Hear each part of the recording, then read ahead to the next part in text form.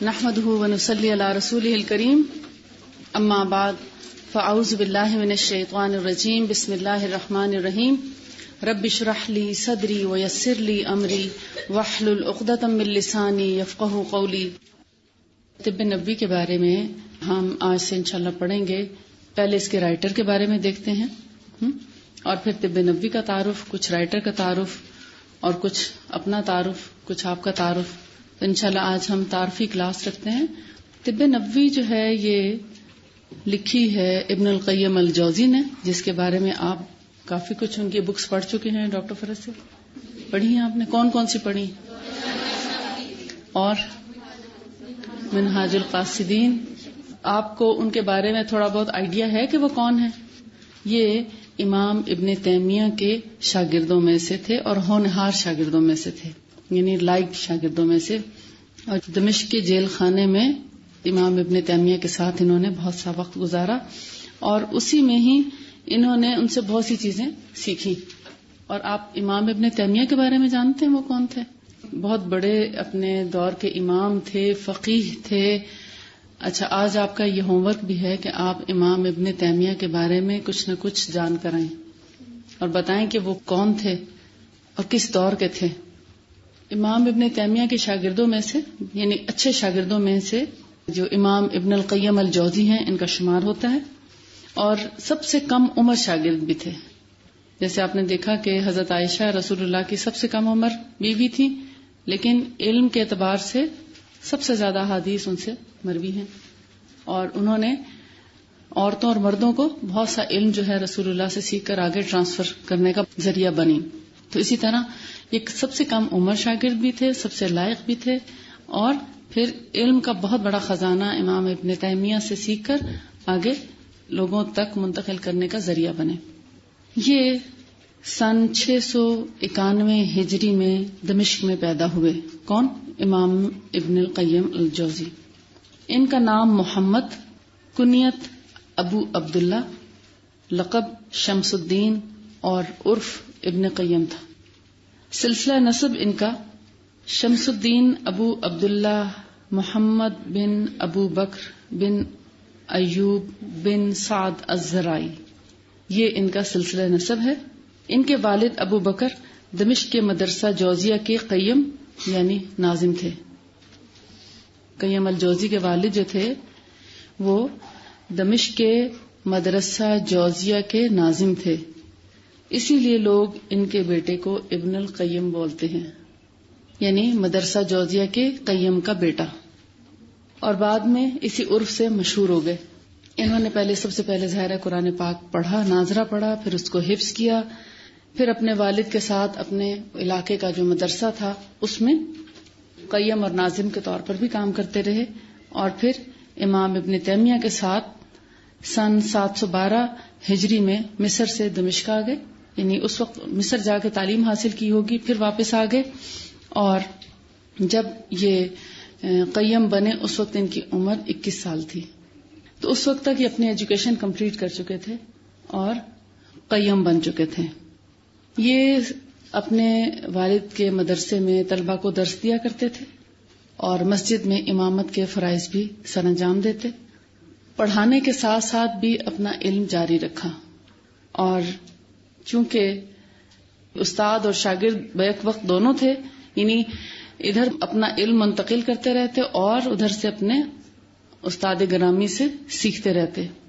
تو یہ جو طریقہ ہے یہ ہمارے لیے ایک قابل تقلید طریقہ ہے، ایک بہترین نمونہ ہے جس کو ہم فالو کر سکتے ہیں کہ ہمارا علم کہیں بھی جا کے اینڈ نہیں ہوتا۔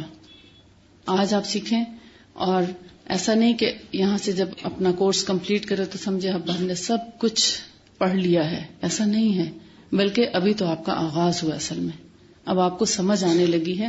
تو قرآن کو جب مکمل کرتے ہیں تو گویا اپلیکیشن کا وقت آتا ہے، اپلائی کرنے کا وقت آتا ہے، اور پھر جب آپ عمل شروع کرتے ہیں تو آپ کو پھر ساتھ ساتھ گہرے علم کی ضرورت پڑتی ہے، اور اگر آپ یہ دونوں سلسلے ساتھ ساتھ رکھیں تو پھر آپ ایک بہترین استاد بن جاتے ہیں کہ ساتھ ساتھ علم سکھاتے جائیں اور ساتھ ساتھ آگے سے سیکھتے بھی جائیں، کیونکہ جب آپ پڑھ رہے ہوتے ہیں تو آپ کو اندازہ نہیں ہوتا کہ آپ نے کتنا صحیح طریقے سے اخذ کیا ہے، اس کا جو اخذ ہے یا اس کا جو نچوڑ ہے وہ آپ نے صحیح طرح اس کا رس نچوڑا ہے یا نہیں نچوڑا. لیکن جب آپ پڑھانے لگتے ہیں تو آپ کو اندازہ ہوتا ہے کہ کہاں سے کمی رہ گئی ہے اور آپ کو پھر استاد کی ضرورت پڑتی ہے. تو لہٰذا یہاں آپ اپنے لیے یہ اصول بھی لکھ لیں کہ یہ کورس مکمل کرنے کے بعد علم مکمل نہیں ہوگا، آگے اس کو جاری رکھنا ہے انشاءاللہ. امام ابن القیم امام ابن تیمیہ کے شاگرد ہیں. ان کی وسیع جماعت میں تفسیر ابن کثیر اور البدایہ اور نہایہ کے مصنف علامہ ابن کثیر بھی شامل تھے، جن کی تفسیر آج آپ کی لائبریری میں موجود ہے اور آپ کے بہت سے گھروں میں بھی موجود ہوگی. ابن کثیر کے نام سے تفسیر ہے نا قرآن پاک کی، تفسیر ابن کثیر کہا جاتا ہے. اس کے جو رائٹر ہیں وہ بھی امام ابن تیمیہ کے شاگرد تھے. اس سے اندازہ ہوتا ہے نا کہ وہ کتنے بڑے استاد تھے. اور اسی طرح اور بھی بہت بڑے بڑے جو مدرس، محقق، معلم اور فقیہ اور عالم لوگ تھے وہ امام ابن تیمیہ کے شاگرد تھے. جو امام ابن تیمیہ نے اپنی کتابیں لکھی ہیں اس کا ذکر یہاں پر موجود ہے. 16 کتابوں کا ذکر ہے، جس میں سے کچھ آپ نے پڑھی ہیں اور بہت سی آپ نے نہیں پڑھی. لیکن آپ ان کے نام اگر آپ دیکھیں گے، زاد المعاد، آپ اگر ان کے نام ہی پڑھیں گے تو آپ کو بہت مشکل لگے گا، لیکن ان کو آپ خود جا کے دیکھیے گا. صرف تعارف کے لیے میں چاہ رہی تھی کہ آپ کو ایک اندازہ ہو جائے کہ آپ کس عالم کی کتاب پڑھنے جا رہے ہیں اور اس کی تحقیق کہاں سے آئی ہے، یا ان کے استاد کون تھے اور ان کے علم کا جو بڑا سورس ہے وہ کون کون سی ہستیاں تھیں، اور پھر رسول اللہ صلی اللہ علیہ وآلہ وسلم کا جو طریقہ علاج ہے وہاں تک وہ کیسے پہنچے. اور جو طریقہ علاج وہ ہمیں بتا کے گئے اس میں جو ایک ماخذ ہے وہ میں آپ کو بتا دیتی ہوں، نچوڑ اس کا، کہ رسول اللہ صلی اللہ علیہ وآلہ وسلم نے وہ طریقہ علاج بتایا ہے جو دنیا میں کسی سائنٹسٹ نے، کسی ڈاکٹر نے، کسی حکیم نے، کسی معالج نے آج تک یا فزیشین نے نہیں بتایا. جسمانی بیماریوں کا علاج آپ کرانے کے لیے ڈاکٹرز یا حکیموں کے پاس چلے جاتے ہیں، ان سے رجوع کرتے ہیں. دردیں ہوں یا اعصابی مسئلہ ہو یا کچھ اور ایسے پرابلمز ہوں تو اس میں فزیو تھراپی ہو جاتی ہے. کہیں آپ کاؤنسلنگ کروا لیتے ہیں، ذہنی مسائل ہوتے ہیں. لیکن یہ سارے طریقے علاج اگرچہ مددگار ضرور ہیں بیماری کو دور کرنے میں، مگر ضروری نہیں کہ ان سے ہر بیماری دور ہو جائے.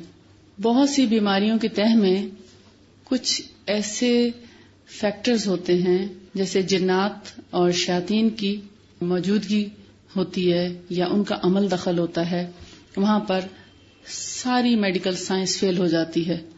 اور اگر آپ ایک عام دنیا دار ڈاکٹر سے پوچھیں تو وہ اس روحانی طریقہ علاج کے بارے میں بالکل نابلد ہوگا. اس کو کچھ خبر نہیں ہوگی کہ یہ کون سا طریقہ علاج ہے یا یہ کون سی بیماری ہے، یا جنوں اور شیاطین سے کون کون سی بیماریاں انسان تک پہنچتی ہیں یا منتقل ہوتی ہیں.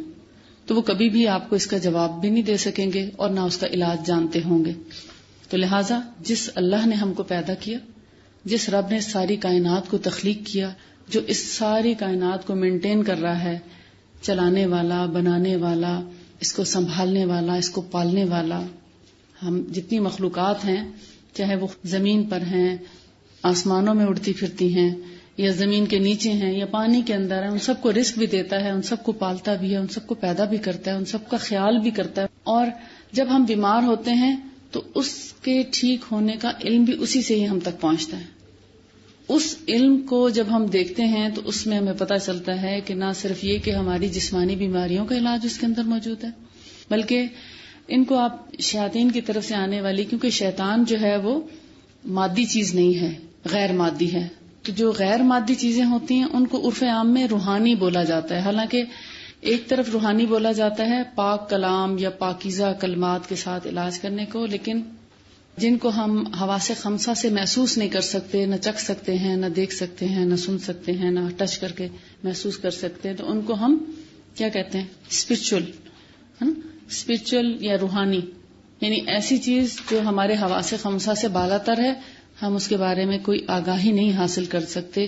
اس کا سب سے بڑا سورس قرآن پاک ہے، اس کے بعد حدیث ہے، جس سے ہمیں پتہ چلتا ہے کہ یہ کیا چیزیں ہیں جو ہماری صحت پر اثر انداز ہوتی ہیں. کب کہاں کیسے وہ انشاءاللہ ہم آگے پڑھیں گے کہ کس کس طریقے سے اثر انداز ہوتی ہیں، ان سے بچاؤ کا طریقہ کیا ہے. اور جو طب نبوی میں سب سے زیادہ پورشن ہے وہ ہے پرہیز، حفظان صحت اور حفاظتی تدابیر. اور اسی کے بارے میں عموماً لوگ کانشیس نہیں ہوتے. ہے ایسا؟ آپ نے اب تک اگر آپ 20 سے 25 سال کے درمیان کی عمر کے ہیں موسٹلی لوگ، تو اپنے 20 سالوں میں آپ نے تجربہ کیا ہوگا کہ بہت دفعہ ایسا ہوا کہ جب آپ نے ٹھنڈا پانی پیا تو آپ کا گلا خراب ہوا، مگر آپ ٹھنڈا پانی پینے سے باز نہ آئے. وہ ایسے یخ پانی پینے سے، یخ کولڈ ڈرنک پینے سے، یا بہت دفعہ ایسا بھی ہوا کہ تیز گرم آپ نے کوئی چیز کھا لی یا پی لی، مثلا دودھ تیز گرم پی لیا یا چائے تیز گرم پی لی یا کھانا تیز گرم یا کسی بھی چیز کا بائٹ.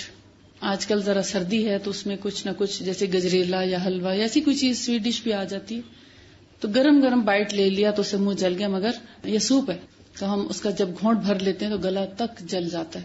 اس سے کیا ہوتا ہے؟ بیمار ہوتے ہیں یا ٹھیک رہتے ہیں؟ اور جب دانتوں کے اوپر اسپیشلی گرم گرم چیز آتی ہے تو کیا دانت صحت مند رہتے ہیں؟ سارا دن احساس ہوتا رہتا ہے نا کہ آج دانتوں کو ہم نے تکلیف پہنچائی ہے. یعنی سامنے کے جو 2-4 دانت ہیں، اگر ان پہ گرم چیز آپ گزارتے ہیں، ان میں سے چاہے وہ پی کر یا کھا کر کوئی بائٹ رکھ دیتے ہیں، تو اس دن دانت آپ کے سینسٹیو رہتے ہیں. نہیں نوٹس کیا آپ نے؟ ہے نا یہ چیزیں.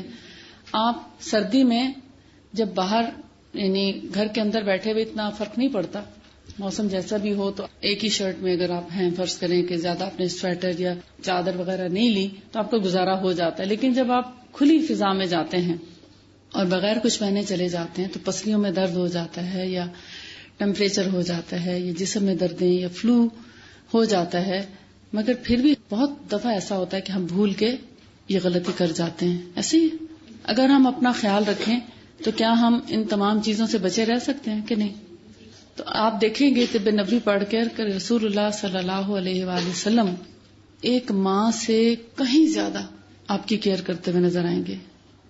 ایک محبت بھرا طریقہ اور وہ سارے احتیاطی تدابیر جو ایک ماں اپنے بچے کو باہر جاتے ہوئے کہتے بیٹا جوتا پہن لو، کور اپ ہو کے جاؤ، سویٹر پہن کے جاؤ، یا جہاں بیٹھے ہو مطلب حبس نہ ہو، گھٹن نہ ہو، وینٹیلیشن ہوتی رہے تاکہ ہم آکسیجن بھی انہیل کریں نا. صبح جلدی اٹھانے کے لیے مائیں کوشش کرتی ہیں، رات کو جلدی سلانے کی کوشش کرتی ہیں، کھانا مناسب وقت پر مناسب طریقے سے کھلانے.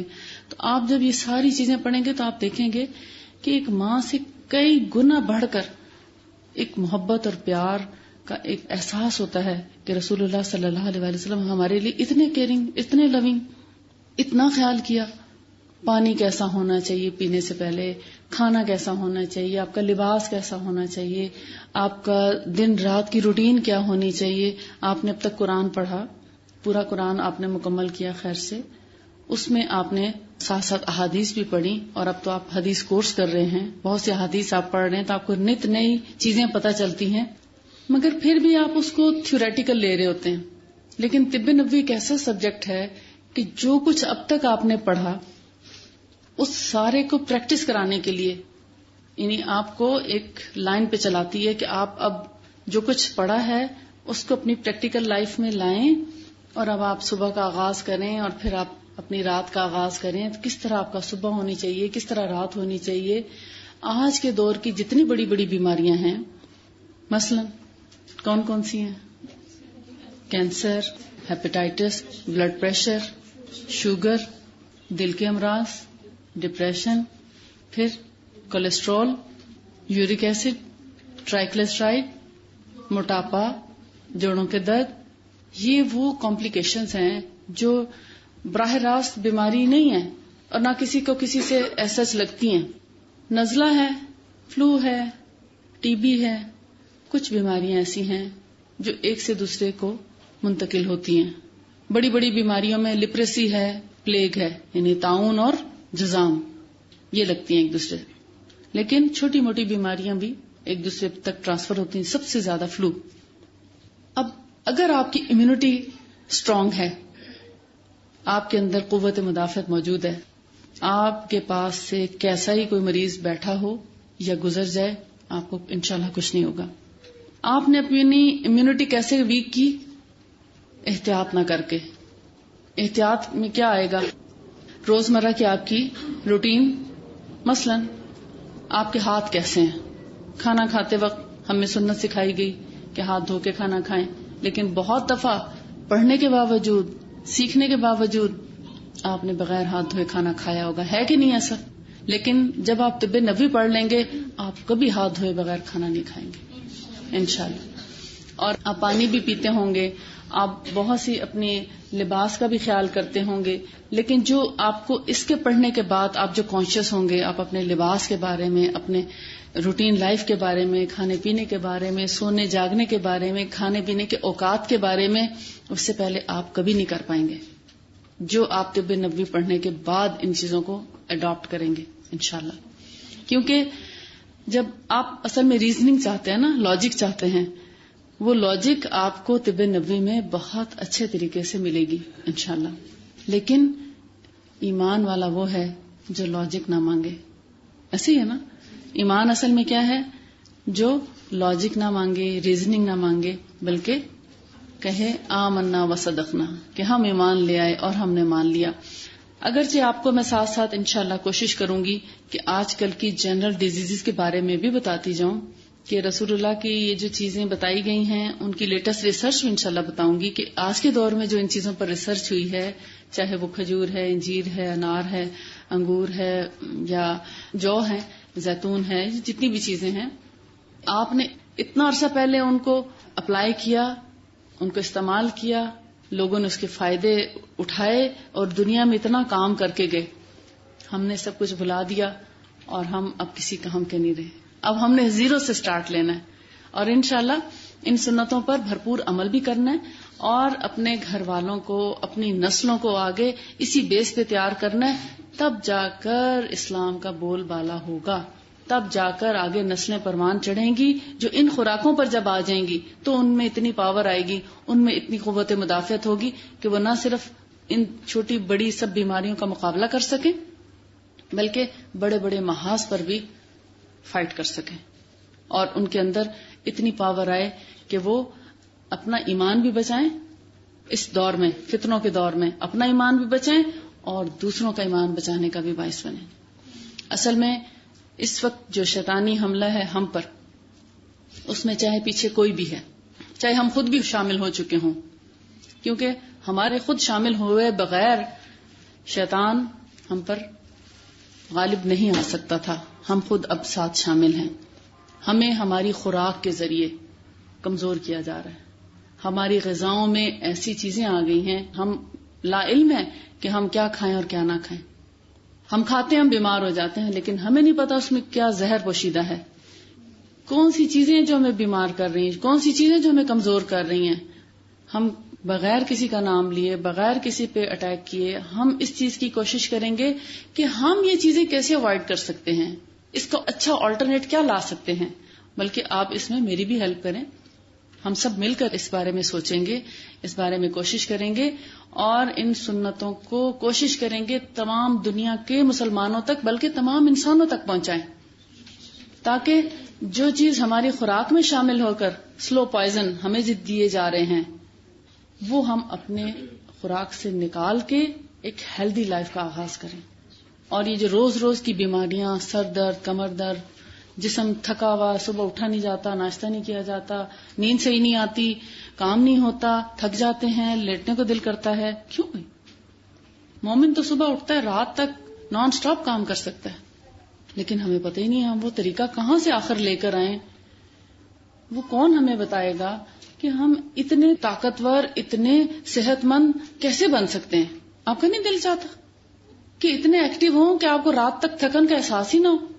ابھی تو آپ نے مائیں بننا ہے، آگے نسلیں چلانی ہیں، تو ابھی آپ کی کمریں سیدھی نہیں ہیں تو بعد میں کیا ہوگا؟ آپ کی کمریں جھکی ہوئی ہیں، حالانکہ اس ایج میں تو بالکل الرٹ ہو کے بیٹھنا چاہیے. یعنی دیکھیں آپ کیوں تھک جاتے ہیں، اس کی وجہ ہے. اب آپ کا بھی قصور اس سینس میں نہیں ہے کہ آپ جھک جاتے ہیں، قصور بہت سی چیزوں کا ہے.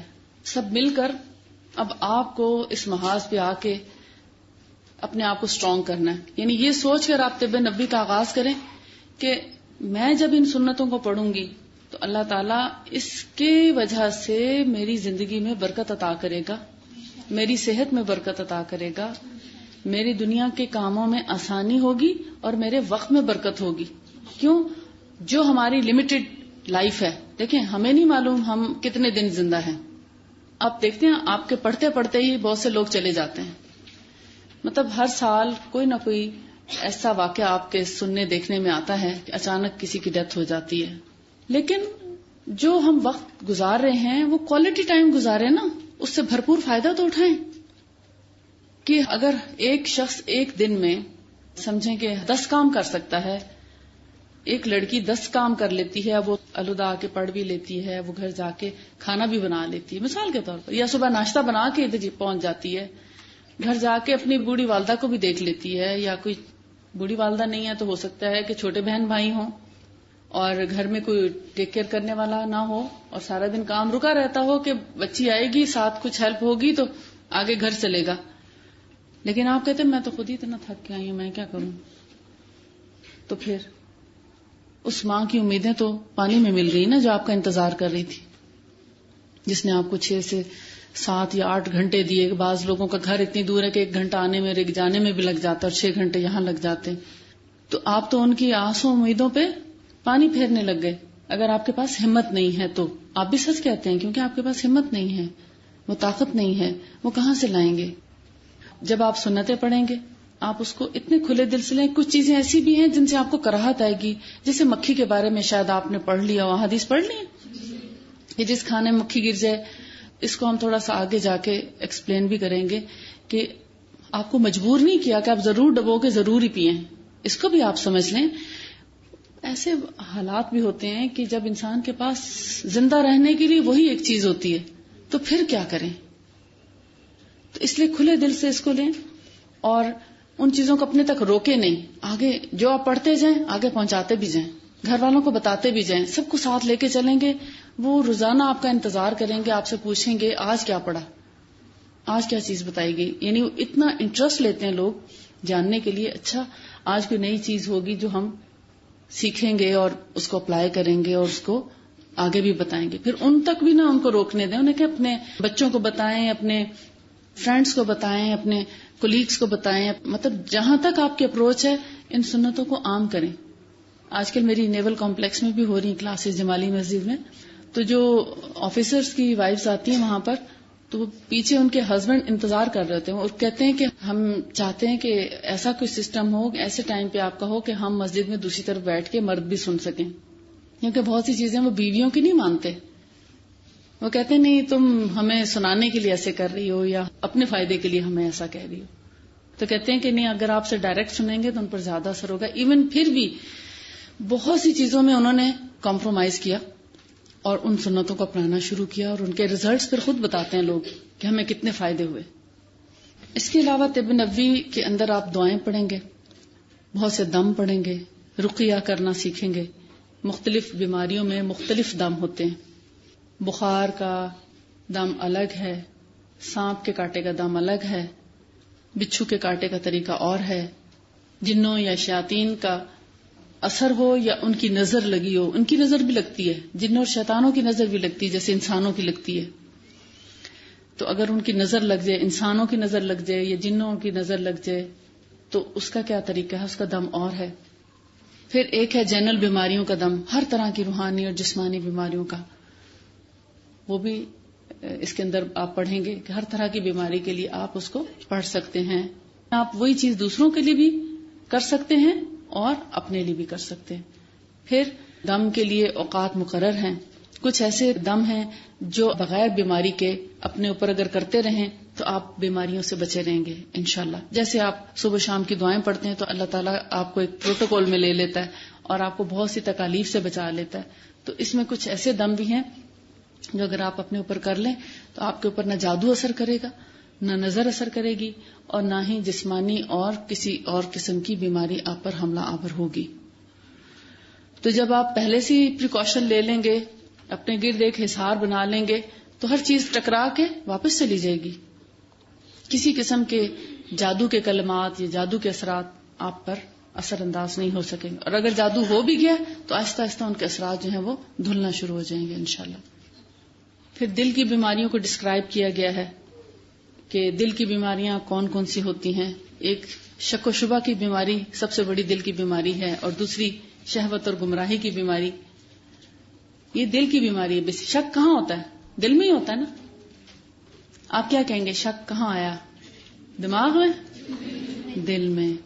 اور اللہ تعالیٰ نے قرآن پاک میں فرمایا نا، فی قلوبہم مرض فزادہم اللہ مرضا، اور وہ ہے اصل میں شک کی بیماری۔ اسی لیے تو منافقت آتی ہے نا، انسان کو یقین نہیں ہوتا۔ منافقت کے پیچھے کیا ہے؟ شک ہے نا۔ یقین ہو تو ایمان آ جائے، شک پڑا تو منافقت آئی کہ پتہ نہیں یہ صحیح بھی ہے کہ نہیں، چلو کر لیتے ہیں، لیکن اصل میں یقین نہیں ہوتا، کہتے ہیں اچھا چلو وقتی فائدے مل رہے ہیں، اوپر سے کر لیتے ہیں، اندر سے جیسے بھی ہیں ٹھیک ہے۔ تو یہ منافقت ہے نا، اور منافقت آتی ہے شک سے۔ اسی لیے اللہ تعالیٰ نے قرآن پاک میں فرمایا الف لام میم ذالک الکتاب لا ریب فیہ ھدی للمتقین، کہ یہ وہ کتاب ہے جس میں کوئی شک نہیں، اور نہ شک کرنا چاہیے، اگر شک کیا تو ہدایت نہیں ملے گی، اور متقی لوگوں کے لیے ہدایت ہے۔ ہر شخص کے لیے ہدایت بھی نہیں قرآن پاک میں۔ قرآن تو بہت سے لوگ پڑھتے ہیں، مسلمان بھی پڑھتے ہیں، غیر مسلم بھی پڑھتے ہیں، اب تو غیر مسلم زیادہ پڑھتے ہیں ہم سے، کیونکہ وہ اس میں سے اپنے فائدے کی چیزیں لیتے رہتے ہیں۔ تو جو شک کرے گا وہ ہدایت نہیں پا سکے گا۔ اور دل کی بیماریوں میں سب سے بڑی بیماری شک کی بیماری، میاں بیوی کے درمیان شک، ماں بیٹی کے درمیان شک، دیورانی جٹھانی کے درمیان، نند بھابھی کے درمیان، ساس بہو کے درمیان سب سے بڑی لڑائی کی وجہ شک ہے نا۔ ہم ان چیزوں کو شک نہیں سمجھتے، ہم گھر میں لڑتے رہتے ہیں، نہیں اس نے ضرور اس لیے کیا ہوگا، ایک بدگمانی، دوسرا شک۔ بات کوئی اور کر رہی ہیں، آپ نے گمان کر لیا بس آپ کی برائی ہوگی، بس لڑائی شروع۔ اور اصل میں کیا تھا؟ شک۔ اس شک کو نکالنے کی کوشش کریں، آپ کے بہت سے بیماریاں اسی میں ختم ہو جائیں گی۔ بہت سے ڈپریشنز شک سے شروع ہوتے ہیں۔ میاں بیوی کے درمیان جب جھگڑے کا آغاز ہوتا ہے تو سب سے بڑی وجہ شک ہوتی ہے۔ اگر اس شک کو نکال دیا جائے تو تعلقات استوار رہتے ہیں، محبت اور مروت کا رشتہ برقرار رہتا ہے، مودت کا، جو شک کی وجہ سے تباہ ہو جاتا ہے۔ گھر ہمیشہ شک کی بنا پر ٹوٹتے ہیں، اور اگر انسان پازیٹیو رہے، اچھا گمان کرتا رہے تو وہ گھر چلتے رہتے ہیں، سلسلہ چلتا رہتا ہے۔ شیطان سب سے پہلے آ کے انسان کے دل میں شک پیدا کرتا ہے، ایک نظر بھی لگتی ہے ان کی، مگر شک بھی شیطان ہی ڈالتا ہے۔ اور جب شیطان شک ڈالتا ہے دل میں، اور ہمارا دماغ جب اس کی تصدیق کر دیتا ہے کہ ہاں یہ بات ایسی ہی ہوگی، تو پھر ہم ایکشن لے لیتے ہیں۔ ایسے ہی ہوتا ہے، جب شک آتا ہے تو ایکشن لیتے ہیں نا۔ جب تک معاملہ صاف رہتا ہے تو کوئی مسئلہ نہیں ہوتا۔ جن دنوں میں آپ بہت بزی ہوتے ہیں، مثلا آپ کی کلاسز ہو رہی ہوتی ہیں، آپ یہاں بھی پڑھ رہے ہیں، گھر جاتے ہیں تو آپ کو فکر ہوتی ہے بس ذرا ٹائم ملے تو میں پڑھ لوں، اپنا ہوم ورک کر لوں، اپنا سبق دہرا لوں، تو کیا ہوتا ہے کسی کے بارے میں کوئی آپ کو ہوش ہی نہیں رہتا۔ ایسے ہی ہے۔ اور ابھی آپ جو چھٹیاں گزار کے آئے ہیں اس میں پتہ نہیں کیا کیا واقعات ہوئے ہوں گے۔ ایسے ہی ہے، سب اپنا اپنا جائزہ لیں کہ گھر میں کیا کیا ہوا۔ فارغ ہونے کی وجہ سے کہیں نہ کہیں ضرور گڑبڑ ہوئی ہے، اور اس کی آپ انالیسس کر لیں، پیچھے سارا شک ہے۔ مطلب دل کی بیماری کو اس میں اس لیے لے کر آئے کہ ہم عموماً کہتے ہیں heart enlargement, blockage, angina pain, ہم اس کو دل کی بیماریاں کہتے ہیں۔ ایسے ہی ہے نا، ASD یا کچھ اور جو بھی اس کی بیماریاں ہیں، یا پیلپیٹیشن ہے، یا ہارٹ کا سنک کرنا ہے، یا بلڈ سرکولیشن پراپر نہیں ہے، تو ہم کہتے ہیں دل کی بیماری۔ حالانکہ یہ دل کی بیماری نہیں، یہ دوسری بعد میں آنے والی بیماری ہے۔ اصل جو بیماری ہے وہ شک سے شروع ہوتی ہے۔ بہت سی جگہوں پہ اب دیکھیں پیدائشی طور پہ دل میں سوراخ ہوتا ہے، وہ دل کی بیماری ہے، مگر وہ سوراخ ہے۔ اب اس کی کیا وجوہات ہیں ہم کچھ بھی نہیں کہہ سکتے۔ اس کے بارے میں یہ کہنا قبل از وقت ہوگا، کیونکہ جب بچہ پیدا ہوتا ہے اس کے ساتھ شیطان پیدا ہو جاتا ہے۔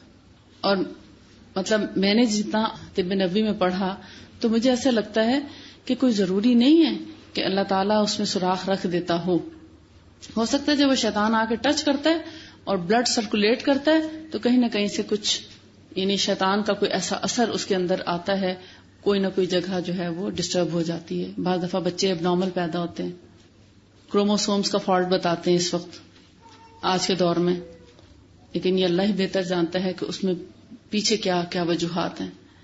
جب اللہ نے یہ فرمایا کہ ہر بیماری کی دوا بھی موجود ہے، شفا بھی موجود ہے، لیکن دنیا والے ابھی تک کہتے ہیں نا، جن جن بیماریوں میں آج کے دور کے ڈاکٹرز چائنا سے لے کے امریکہ تک کہ اس کا کوئی علاج نہیں ہے، اس میں زیادہ تر شیطانی عمل دخل ہوتا ہے.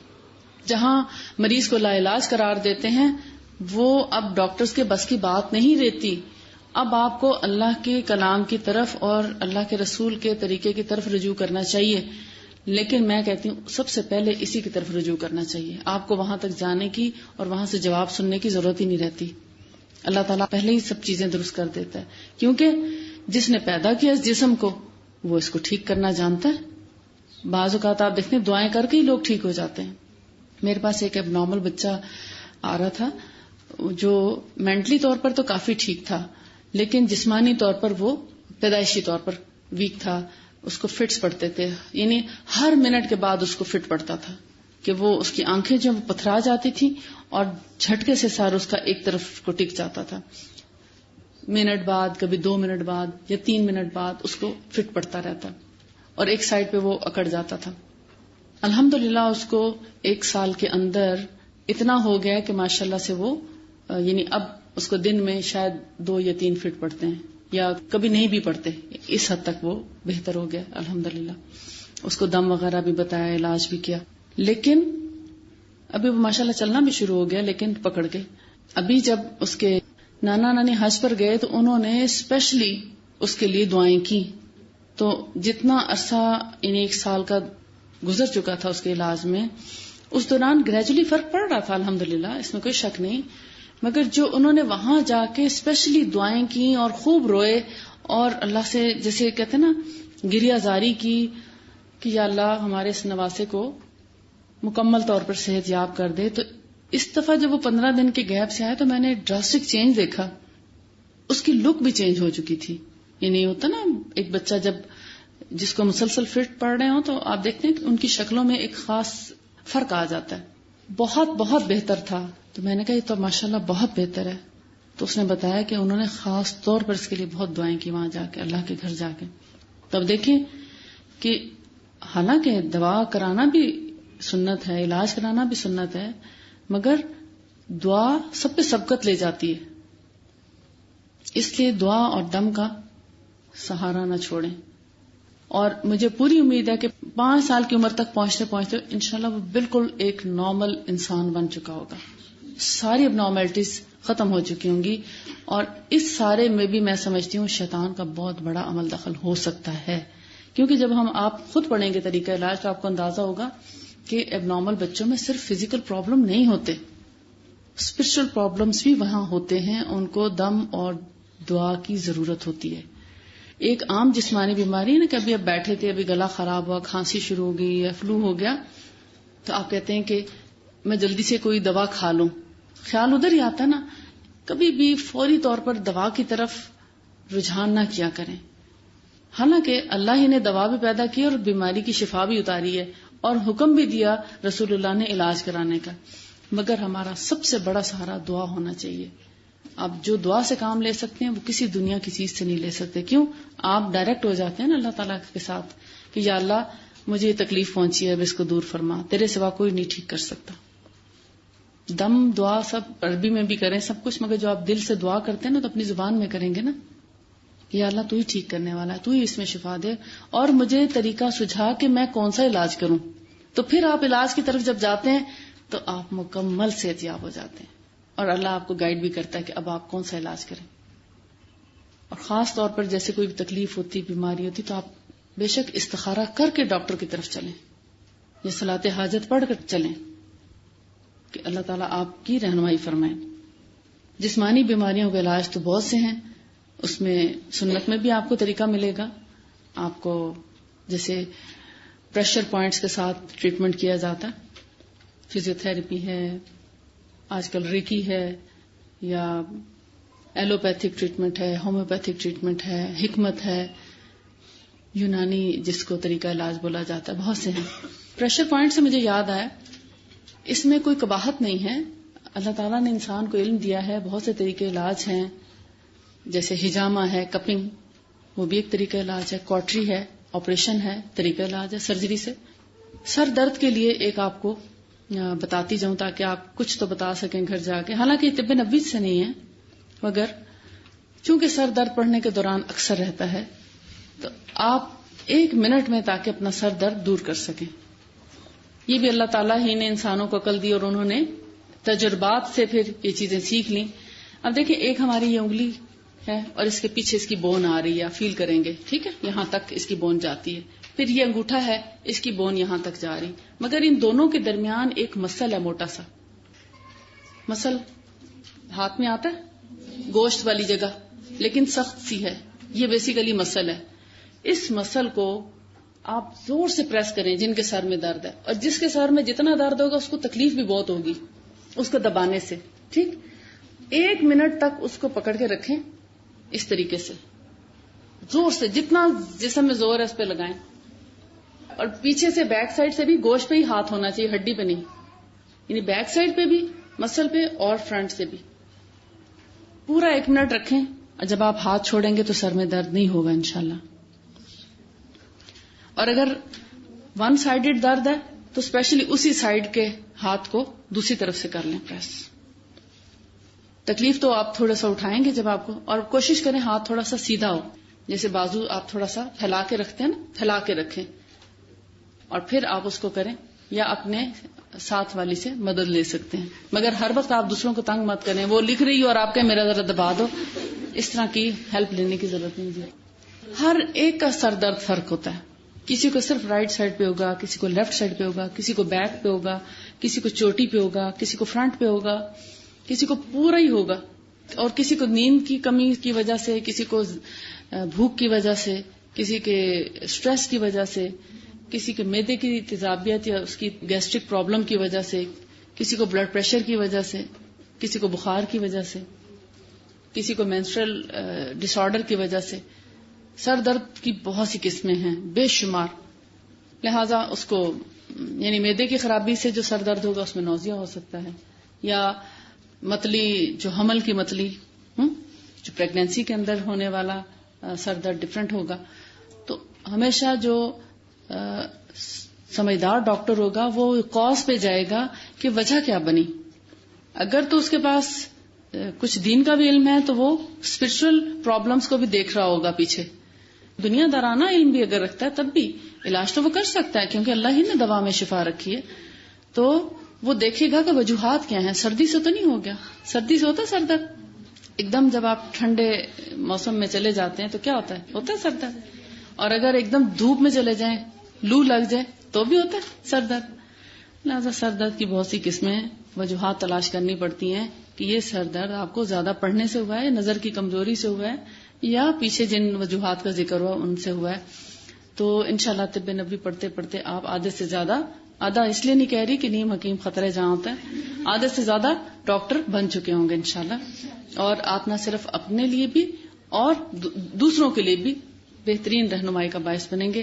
اللہ تعالیٰ آپ کو بہترین طریقے سے اس علم کو سیکھنے اور اس علم پر عمل کرنے اور دوسروں تک پہنچانے کا ذریعہ بنائے.